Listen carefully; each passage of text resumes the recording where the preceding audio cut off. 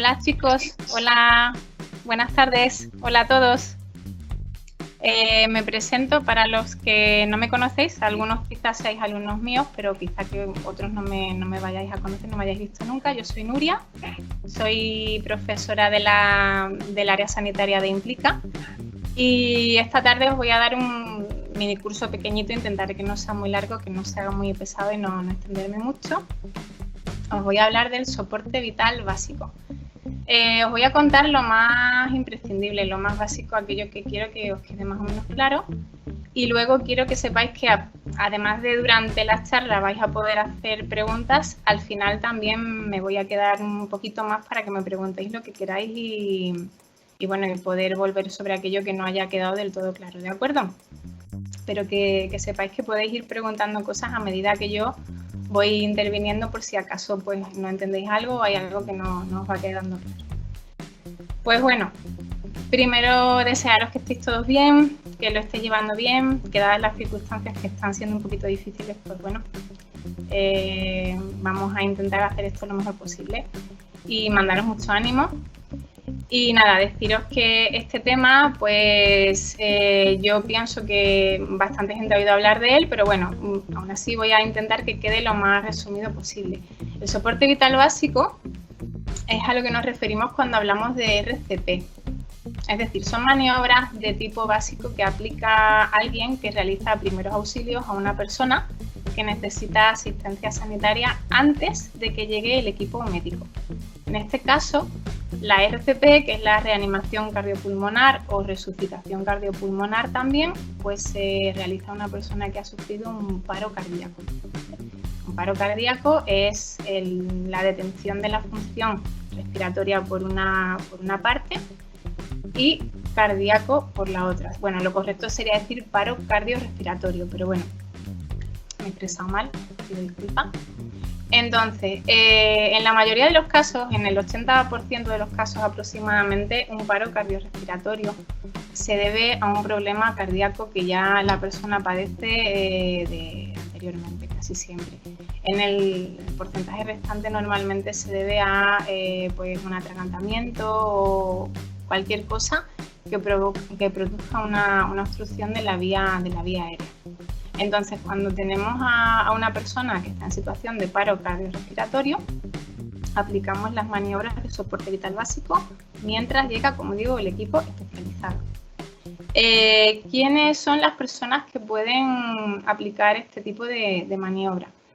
Pues normalmente todos. No hace falta ser médico o ser personal sanitario para hacer una RCP, pero sí es necesario tener un entrenamiento previo, es decir, es necesario conocer bien la técnica, si eres socorrista mejor, pero no todos somos socorristas, entonces conocer bien la técnica, por qué se aplica cada cosa, en qué orden se aplica y haberla practicado en algunas ocasiones para poder ejecutarla bien. Como digo, esto forma parte de los primeros auxilios y de lo que se estudia en primeros auxilios siempre. Y en primeros auxilios hay una regla fundamental que sí que me gustaría que os quedara muy clara, y es que si no se sabe actuar es mejor no hacer nada. Aunque os parezca mentira, a veces es mucho mejor llamar al 112 y pedir ayuda y ya está, que tocar algo o hacer algo cuando no estamos completamente seguros de lo que estamos haciendo, porque en ese caso puede ser peor el remedio que la enfermedad, como se suele decir, ¿de acuerdo?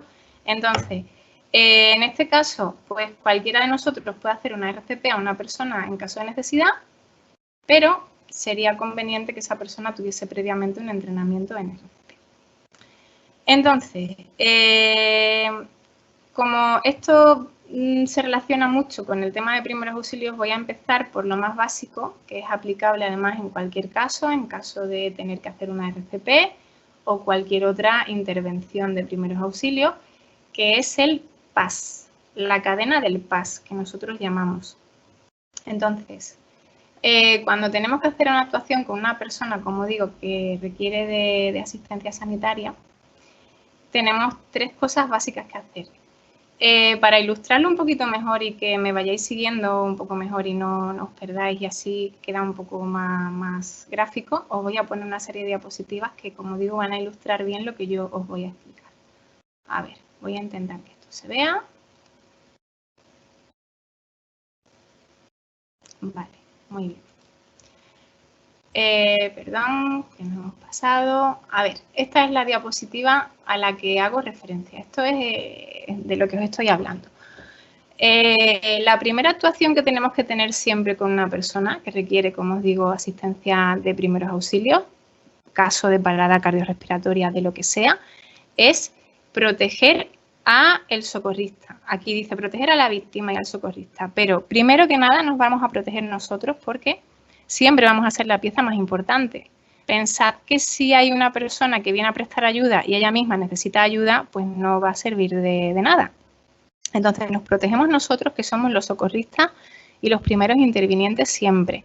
Protegemos a la víctima, por supuesto, porque es la persona a la que queremos ayudar y también, digamos, cuidamos un poco de que el entorno no se convierta en algo pues peligroso tanto para nosotros como para la persona a la que vamos a auxiliar. A continuación avisamos a los servicios sanitarios. Esto es una cosa que siempre os genera bastante polémica porque siempre decís, bueno, pero no es una pérdida de tiempo que yo llame por teléfono. No. Pensad que mientras estáis haciendo una cosa, lo que sea, un vendaje, contener una hemorragia, aplicar una RCP, hay un equipo sanitario que se está desplazando al sitio al que tiene que ir a ayudar y eso es una ganancia de tiempo. El tiempo aquí siempre juega en nuestra contra, que lo sepáis.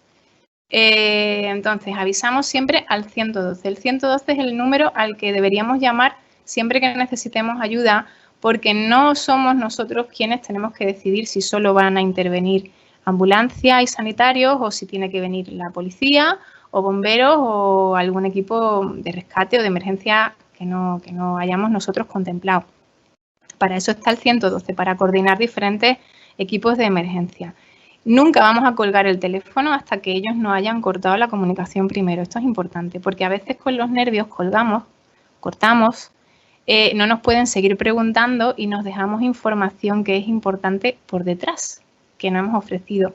Entonces vamos a esperar siempre a que ellos sean quienes hagan las preguntas, a contestar lo más correctamente posible, sin muchos datos y sin muchos adornos, simplemente ir a lo que nos preguntan. Y eso, cortar la comunicación cuando estemos seguros de que ya no es necesaria nuestra intervención.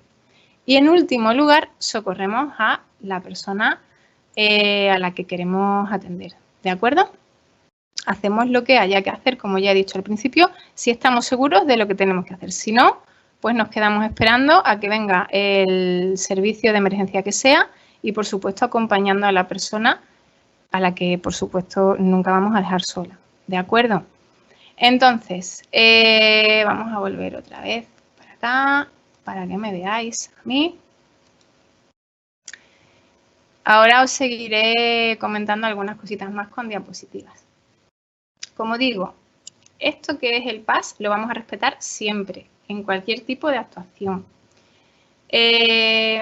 Imaginaos por un momento que pues vamos pues por la calle o estamos en algún sitio en el que de repente vemos a una persona pues que se queda inconsciente o que sufre un paro cardiorrespiratorio. Nos vamos a ir a este caso en concreto porque es el que nos interesa. ¿Qué hacemos? Pues protegemos, alertamos al 112 y socorremos. Ante una persona que no se encuentra bien o que ha sufrido un accidente o en este caso un paro cardiorrespiratorio, lo primero va a ser siempre ver el estado general en el que se encuentra, si está consciente o no lo está. Bueno, se pueden observar muchas más cosas, pero no nos vamos a extender tanto. Y también comprobar, importantísimo, si tiene pulso y si respira. Aunque sea un pulso muy débil, aunque sea una respiración que prácticamente no se nota, pero si esas dos cosas suceden, colocamos a la persona, si es posible, en posición lateral de seguridad. Digo si es posible porque como norma general a un accidentado o a una persona que no se encuentra bien no se la debe mover demasiado, por si existen lesiones que no hayamos contemplado o no hayamos visto. Pero en estos casos, si vemos que sí es posible que la persona se pueda mover un poquito, la colocamos en posición lateral de seguridad. ¿De acuerdo? Digo, si está con respiración y con pulso, independientemente del estado de conciencia, pero sí puede respirar. Él late el corazón, la colocamos en esta posición en espera de que venga el servicio sanitario. ¿De acuerdo? Os explico un poquito cómo es esta posición. para quienes no la hayáis visto nunca. Aquí. Supongo que lo estaréis viendo todos. En primer lugar nos tumbamos, ponemos a la persona en decúbito supino, o sea, tumbada boca arriba, nos tumbamos o nos arrodillamos junto a ella y colocamos el brazo del lado al que vamos a hacerla girar en ángulo de 90 grados, ¿de acuerdo? Entonces, lo siguiente sería colocar el brazo del lado contrario junto a la mejilla de la cara de esta persona, como veis en la imagen, para que un poco le sirva de almohadilla, de soporte. Flexionamos la pierna del lado contrario al que la vamos a hacer girar también y luego pues la ladeamos, la colocamos de lado, de manera que queda en decúbito lateral. Si es posible, esto lo vamos a hacer siempre para que nos quede de decúbito lateral izquierdo. Y especialmente si se trata de una mujer que está embarazada y que está en estado de gestación avanzado, que tiene ya bastante abultado el vientre, porque nos puede evitar futuras complicaciones, ¿de acuerdo? Entonces, siempre, si es posible, vamos a elegir por defecto el costado izquierdo. Esto, como digo, si esta persona tiene respiración, tiene pulso, esté consciente o inconsciente. Esto nos va a dar un poco igual, ¿de acuerdo? Entonces, lo que os comento a continuación. Imaginaos que la persona, ahora me vais a ver a mí de nuevo, imaginaos que la persona no tiene pulso y tampoco tiene respiración. El pulso normalmente se lo podemos buscar aquí, a los lados de la tráquea, ¿de acuerdo? Este es el pulso carotídeo. Utilizaremos estos dos dedos, el índice y el corazón. El pulgar nunca, porque este tiene pulso propio y os puede hacer pensar que hay pulso cuando en realidad no lo hay. Lo colocamos aquí, sobre esta zona, vamos buscando. Este pulso se nota muy bien, ¿vale? No vais a tener ningún problema nunca en encontrarlo. Otro pulso es el pulso radial, que se busca aquí en la muñeca, pero este hay quien tiene dificultades para encontrarlo. Entonces, este es más fácil. Vais a comprobar si el pulso, si existe pulso, como digo, y si existe respiración. En caso de que no lo haya, iniciamos las maniobras de RCP, ¿de acuerdo? Entonces, se coloca siempre a la persona en decúbito supino, es decir, boca arriba, en un plano duro, el suelo es lo mejor siempre.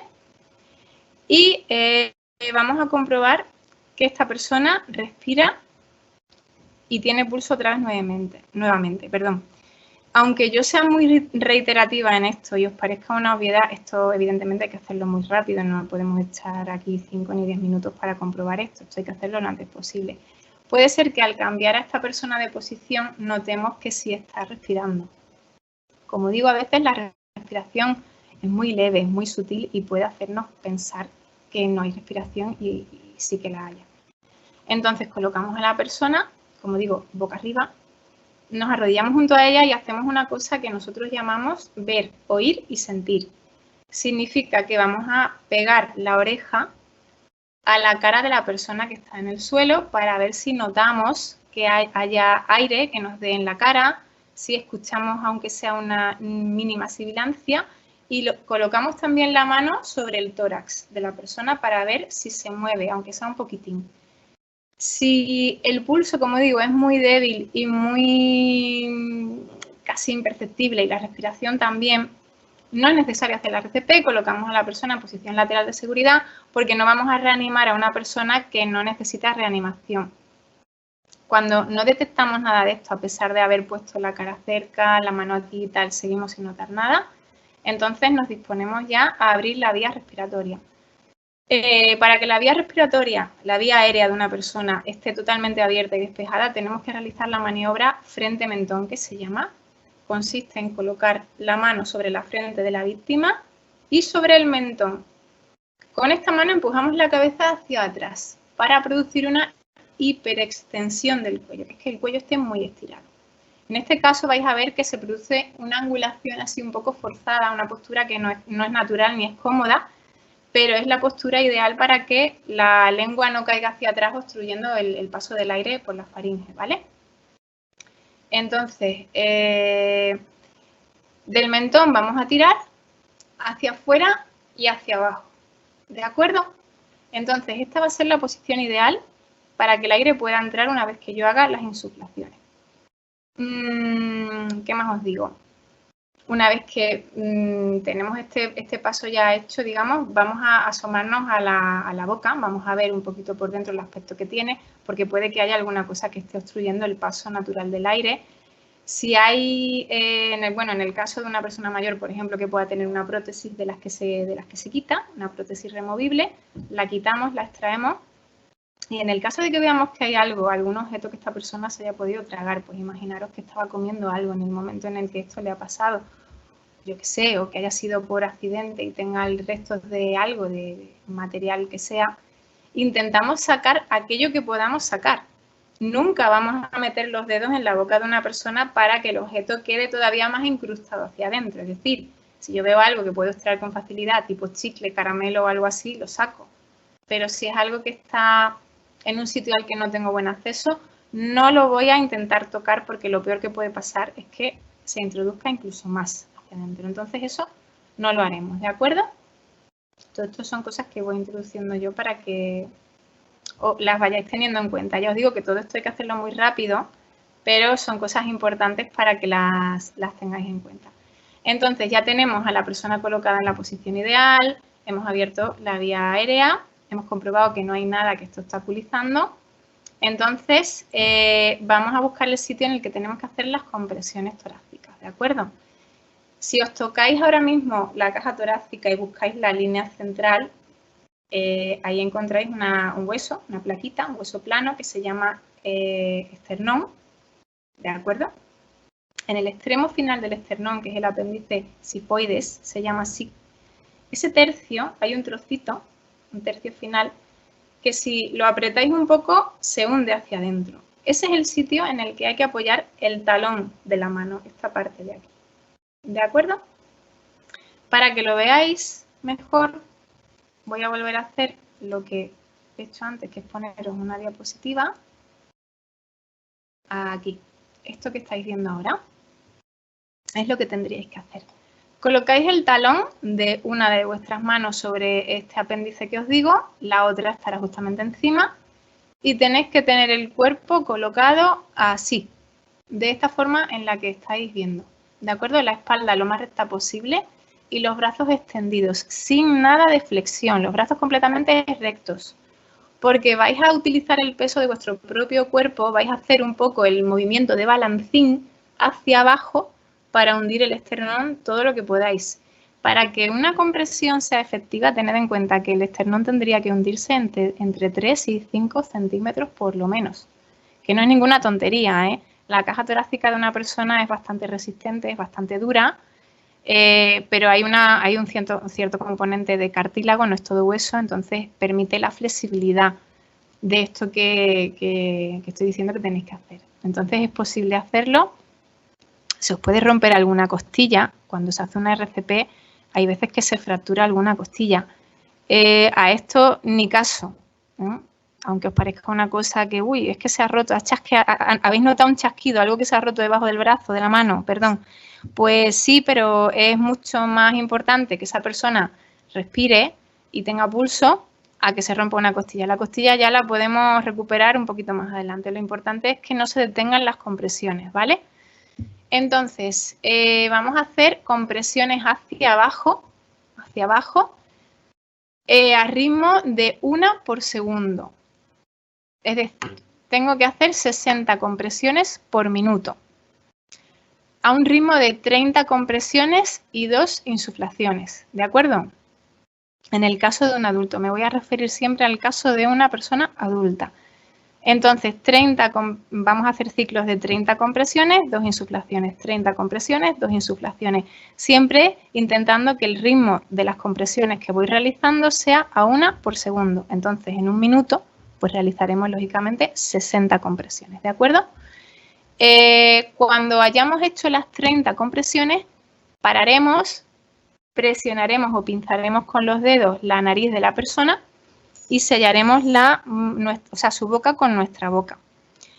Aquí, bueno, siempre hay un poco de polémica porque hay quien dice que, bueno, que le da asco, que le da pudor o tal, poner la boca encima de la boca de una persona a la que no conoce. También es cierto que existe un cierto riesgo de que os transmitan alguna enfermedad porque, bueno, al fin y al cabo, si no conocéis a esa persona, tampoco sabéis si está enferma. Se puede hacer una RCP sin necesidad de hacer insuflaciones, pero sí que es cierto que las posibilidades de que la persona sobreviva si no hacemos insuflaciones se reducen bastante, con lo cual yo os animo a que si alguna vez tenéis que hacer esto, no prescindáis de las insuflaciones, ¿de acuerdo? Bueno, deciros que tenéis que observar cuando hagáis las insuflaciones que el tórax de la persona suba un poquito de volumen, es decir, que le entre el aire en los pulmones. Tenemos que llenar bien nuestros propios pulmones y soplar con fuerza dentro de la boca de esta persona, ¿vale? Entonces, bueno, como digo, seguiremos este ritmo de 30 compresiones, 2 insuflaciones.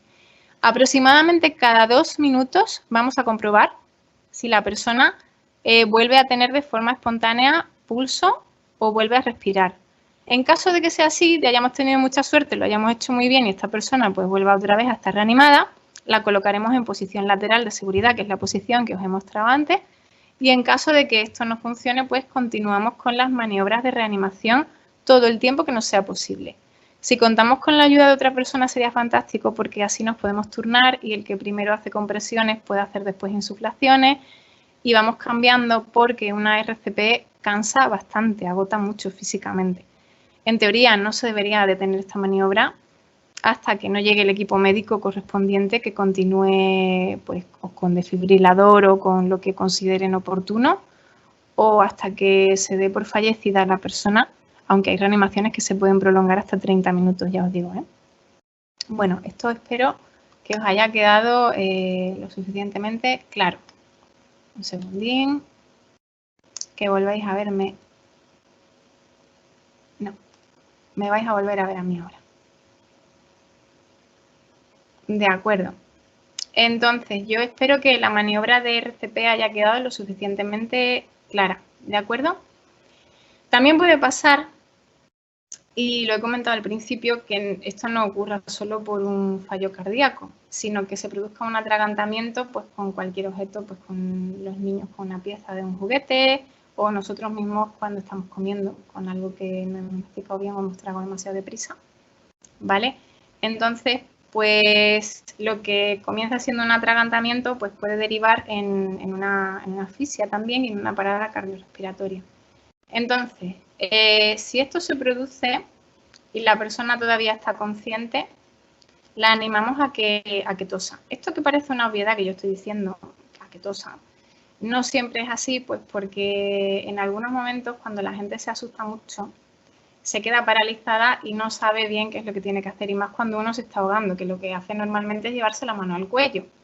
Entonces, si vemos que alguien se atraganta y vemos que tiene dificultades para expulsar el cuerpo extraño que tiene, la animamos a que tosa. Y no hacemos esto que hacemos todos de dar golpes con la mano en la espalda cuando una persona está colocada en vertical. Pensad que si hay algo que está por aquí atascado y yo estoy en vertical, y eso que está por aquí obstruyendo se desatasca momentáneamente, pues con la fuerza de la gravedad seguramente vaya hacia abajo y no hacia arriba, con lo cual puedo provocar que la obstrucción incluso vaya a peor y baje más el objeto hacia la vía aérea más baja. Entonces, ¿qué debo hacer? Pues a ver, os pongo otra diapositiva que también lo va a ilustrar bastante bien. Un segundo, estoy aquí.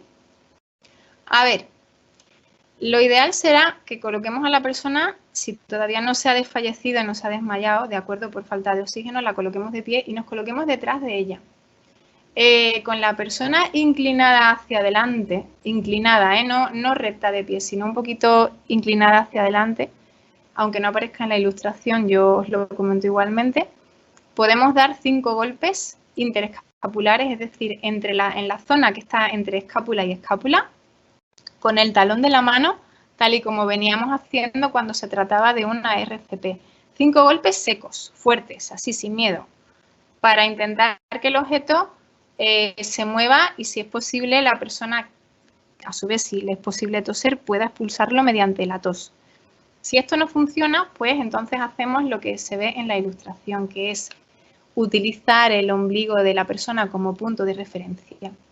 En el ombligo podemos colocar, por ejemplo, de la mano derecha, si es nuestra mano dominante con la que podemos hacer más fuerza, colocamos el dedo meñique. Nuestro dedo meñique lo colocamos en el ombligo de la persona y a continuación cerramos el puño. Colocamos los dedos cerraditos y colocamos el puño apretado en la zona en la que nos va a quedar. Es decir, inmediatamente por encima del ombligo nos debe quedar el puño colocado, tal y como está en la imagen que estáis viendo. Y entonces voy a hacer, pero con mucha fuerza, ¿eh? Esto no vale hacerlo como si fuese una caricia ni un empujoncito. No tengáis miedo de lastimar a la persona porque de verdad es muchísimo más importante que respire a que la lastiméis momentáneamente. Entonces empujáis hacia adentro y hacia arriba. Tenéis que conseguir un movimiento como el que se consigue cuando se está rebañando el yogur del fondo del vasito, hacia abajo y hacia arriba, como con una cucharilla, con mucha fuerza y con mucho vigor, como digo, sin miedo. Esto hay que hacerlo casi como el que pega un puñetazo. Y esto lo repetimos en 5 ocasiones, ¿vale? Podemos acompañarlo de los 5 golpes interescapulares que os he dicho al principio e ir alternando.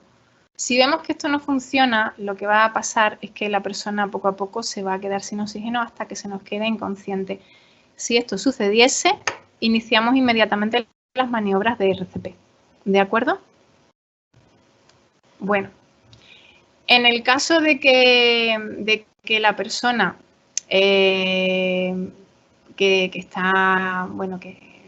está atragantada, como estoy comentando, se nos acabe de quedar inconsciente y veamos que todavía podemos intentar recuperar el objeto que está obstruyendo, podemos hacer lo que veis en esta diapositiva que os he puesto a continuación. Esto que os muestro aquí es para hacerlo en caso de que la persona esté inconsciente, como digo, pero no se puede llevar a cabo durante mucho tiempo, porque cuando tenemos a alguien inconsciente es señal de que ya no llega oxígeno suficiente al cerebro, con lo cual no tenemos que perder mucho tiempo en esto antes de iniciar una RCP. Por eso he hecho esta pausa, porque quería un poco dejar esto claro. Nos colocamos pues a horcajadas sobre la persona que estará colocada, como veis, en decúbito supino. Hacemos lo mismo que hacemos con una RCP, colocamos el talón de la mano, la otra mano apoyada sobre esta primera y hacemos el mismo movimiento que hacemos cuando estamos de pie, es decir, hundimos las manos hacia abajo y hacia arriba, en el mismo punto en el que lo haríamos si estuviese la víctima de pie, es decir, tomamos otra vez como punto de partida o como, digamos, no sé, sí, bueno, como elemento desde el que partimos el ombligo de la persona, de la víctima en cuestión, cerramos el puño y sabemos que a esa altura tenemos que colocar el talón de nuestra mano y hacer esos 5 movimientos de presión hacia abajo y hacia arriba, en dirección siempre hacia la cabeza de la persona. Y como digo, no vamos a perder mucho tiempo en esto, porque una persona que se queda sin oxígeno entre 4 y 6 minutos, pues ya a partir de los 6 minutos sobre todo, puede llegar a tener daños neuronales y, en fin, secuelas ya permanentes graves incluso. Entonces vamos a iniciar casi de seguida la maniobra de RCP que hemos estado viendo. Ahora sí, ya más o menos todo lo que os he explicado, pues esto es lo más básico. Ya me veis a mí de nuevo. Y ahora sí que quería comentaros que empieza el tiempo en el que me podéis preguntar cualquier duda que os ocurra, comentarme cualquier cosa, si queréis que repita algo que no os ha quedado suficientemente claro. ¿Vale? Tenéis un ratito para que podáis comentarme lo que queráis. ¿De acuerdo? Unos minutitos.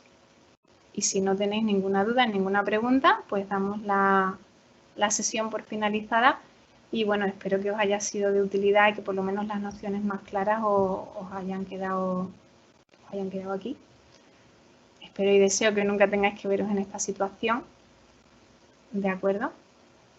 Y por supuesto eso, recordad lo que os he dicho al principio. Esto, antes que llevarlo a la práctica con una persona a modo de conejillo de indias, hay que practicarlo. Hay muchos cursos breves que se dan, que duran horas solamente, donde se puede practicar una RCP para aprender a hacerla. con un muñeco, que no es lo mismo que una persona, pero bueno, viene a representar más o menos la textura y el grado de tenacidad que tiene el cuerpo humano a la hora de hacer una compresión, lo refleja con bastante fidelidad. Entonces os puede servir. ¿Vale? Si tenéis cualquier pregunta, ya os digo, cualquier cosa que me queráis comentar.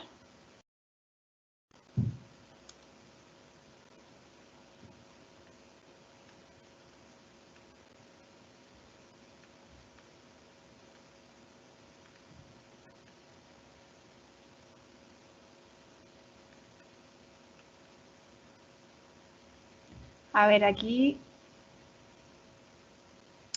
dice Roberto, ¿cómo podemos protegernos en referente a la conducta PAS? Vale, pues Roberto, dependerá un poco de la situación en la que te encuentres. Por ejemplo, no sé qué decirte, a ver, si me pones un ejemplo igual me oriento mejor, pero depende de dónde te hayas encontrado a esta persona. A mí, por ejemplo, lo primero que me viene a la cabeza es un accidente de tráfico. Imagínate que hay una persona que está tirada en mitad de la calzada, pues porque iba en un ciclomotor y la atropella a alguien. Y bueno, si ves que sigue pasando el tráfico, ves que siguen pasando coches, pues en ese caso lo primero que tendrás que hacer será que el resto de los conductores te vea antes de acercarte a esta persona o de llamar a pedir ayuda. Simplemente tratar de poner un poco de orden. No hacer de guardia de tráfico, evidentemente no, pero sí intentar que el resto de los conductores vea que hay una persona. Podemos utilizar pues nuestros propios triángulos o conos o lo que sea si vamos en coche y vamos algo así a mano. Cualquier cosa que evite que nosotros suframos un daño y que lo sufra la víctima, evidentemente. Siempre sin hacer heroicidades ni cosas extrañas, ¿eh? Aquí no tenemos que ser héroes ninguno, aquí se trata de ayudar y sin correr ningún riesgo, ¿de acuerdo? Estoy leyendo. Alonso dice, la persona hacia el lado derecho, en posición lateral. Perdón, sí. Si puede ser hacia el lado izquierdo. Yo siempre digo que mejor hacia el lado izquierdo. Si la podéis colocar de costado izquierdo, mejor. Y especialmente esto, que os quede siempre aquí grabadito, si es una mujer embarazada, que está muy embarazada, que está muy avanzada en gestación. Lado izquierdo siempre. La maniobra frente-mentón. Preguntas tú también, Alonso. ¿Hay que mantenerla durante la insuflación en la RCP o solo se realizan los pasos previos para saber que respira? Evidentemente es una maniobra previa, pero si vemos que la cabeza se nos ha movido o se nos ha desplazado hacia abajo otra vez, la tendremos que volver a colocar. Aquí de lo que se trata es de que la vía aérea siempre esté abierta en cualquier momento.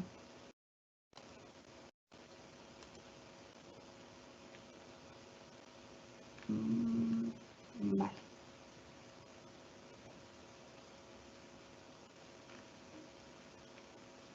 Decís aquí, hola, ¿qué pasaría si al realizar la operación de Heimlich se la realiza mal haciendo que el objeto que la obstruya dificulte más el procedimiento? Bueno, esto puede pasar, desde luego. Pues no podéis hacer mucho, desgraciadamente, porque esto ya requeriría de atención médica. De lo que tenéis que ocuparos es de que la persona siempre respire y tenga pulso. Como digo, si la cosa se complica, que puede ser que se complique y la persona finalmente se quede inconsciente, tendríamos que pasar a maniobra de RCP. Lamentablemente, si hay algo que se atasca y no sois capaces de sacarlo con esta maniobra, pues habrá que acudir a urgencias, o sea, habrá que acudir a un hospital además de extrema gravedad. Como digo, para esto está el PAS, protegemos a la persona, en este caso si estamos en casa tampoco habría mucho que proteger, me imagino, alertamos al 112 de lo que está pasando, mientras uno realiza la maniobra, otra persona puede encargarse de llamar al 112 y socorremos, siempre en este orden, de verdad. Aunque os parezca una pérdida de tiempo esto de estar llamando al 112 mientras esta persona tiene un problema, tal, ese tiempo que estamos ganando entre que nosotros actuamos y están viniendo mientras tanto es valiosísimo y a muchas personas les puede suponer que haya una diferencia entre morirse o sobrevivir.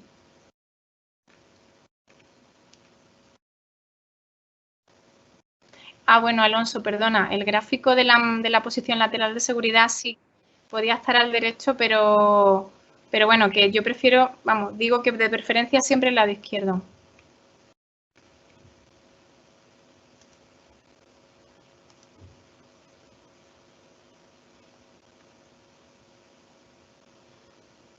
Un segundito, estoy leyendo.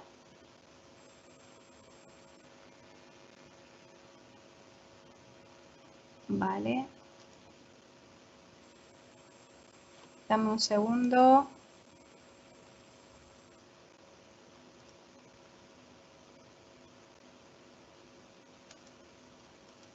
Un segundo, a ver si consigo ver vuestras preguntas. A ver, Alonso me dice, gracias, entiendo que lo ideal... Uy. Un segundo. Entiendo que lo ideal es que mientras una persona realiza la RCP sería interesante que la otra estuviese muy pendiente de insuflaciones y que la persona tenga las vías aéreas o realice la maniobra. Sí. Si es posible que tengáis a dos personas, o sea, a ver, si una persona puede estar haciendo compresiones y otra insuflaciones sería fantástico, eso sería lo ideal y que os turnarais el uno y el otro. Pero cuando te pasa a ti solo y eres tú el único interviniente, pues no tienes más remedio que estar cambiando. Ahora hago insuflaciones, ahora hago compresiones, ahora hago insuflaciones, ahora hago compresiones y alternando. Lo que podáis. Aquí se trata de hacer lo que uno pueda. Dice Roberto, hola, ¿cuándo se pasa de RCP a usar DESA? ¿Es mejor darle prioridad a alguna maniobra? Pues a ver, si tenéis un DESA a mano, o sea, esto suele haberlo en las grandes superficies, en los supermercados, hipermercados y sitios donde hay muchas personas. Si tenéis un DESA sería bastante bueno, bastante útil que lo utilizarais porque son aparatos que están pensados además para que los utilice gente que no está familiarizada mucho con esto y entonces el aparato lo hace todo. El aparato evalúa y el aparato decide si es necesario o no hacer una descarga a la persona. Están pensados para que la gente que no sabe hacer maniobra de RCP, que no es sanitario y que es totalmente nula en estos temas, lo pueda utilizar en caso de que a una persona le pase algo así. Entonces, si podéis utilizar un DESA, si lo tenéis a mano, perfectamente.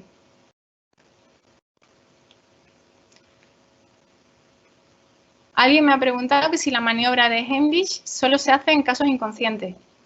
Lo normal es que la iniciéis cuando la persona está consciente todavía.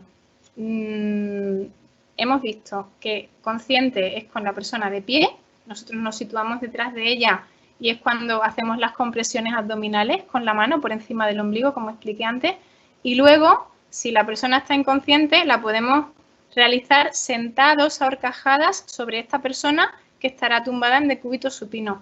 Como digo, en esta segunda maniobra con la persona inconsciente no vamos a emplear muchísimo tiempo porque al estar inconsciente significa que no hay oxígeno que esté llegando al cerebro y podemos correr el riesgo de perder mucho tiempo aquí. Entonces, lo ideal sería intentarlo de esta manera y si no hay forma de que el objeto salga, pasar a una RCP.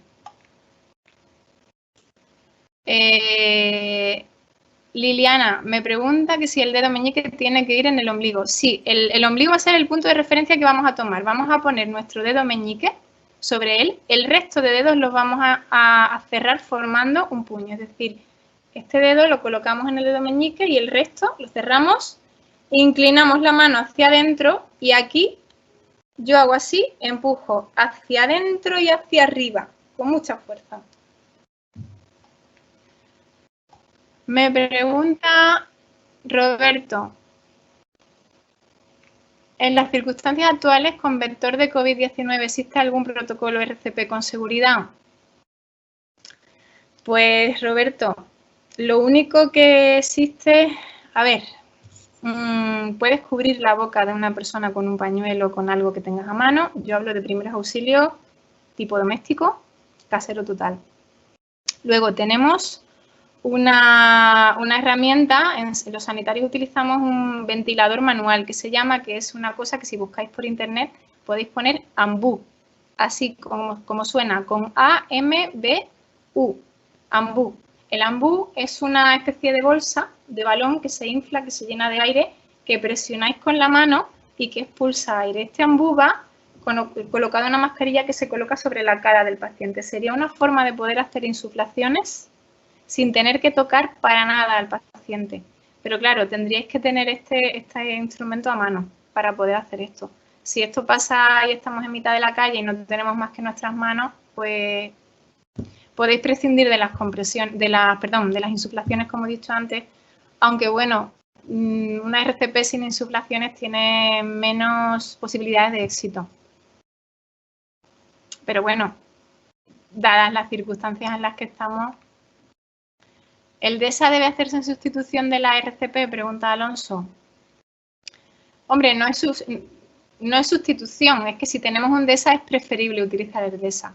Si sabes utilizarlo, que ya te digo que es una cosa muy sencilla porque las instrucciones vienen en el propio aparato, las descargas son efectivas. ¿Empezamos RCP antes de utilizar DESA? Lo ideal sería que la RCP se empezase en el mismo instante en el que la persona entra en parada cardiorrespiratoria. ¿De acuerdo?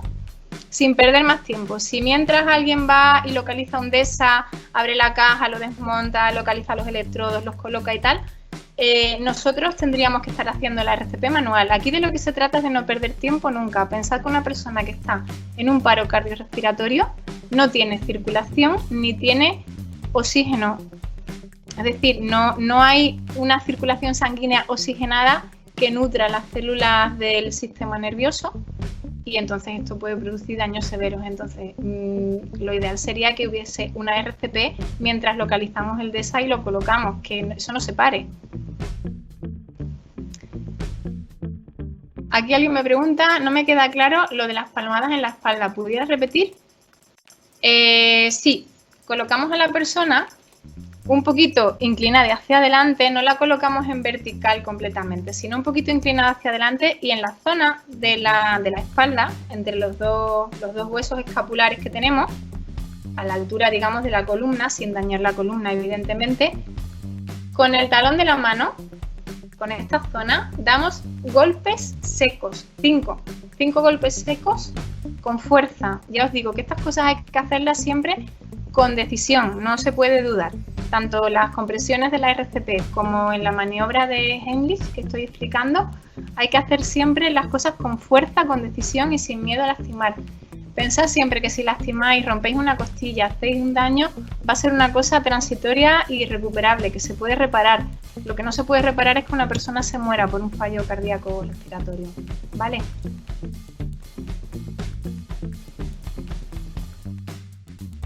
¿Más cositas? ¿Me queréis preguntar?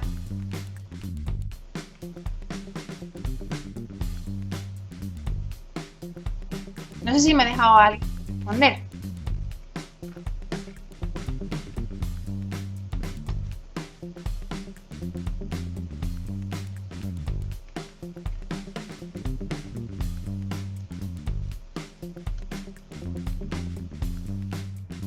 Todo respondido.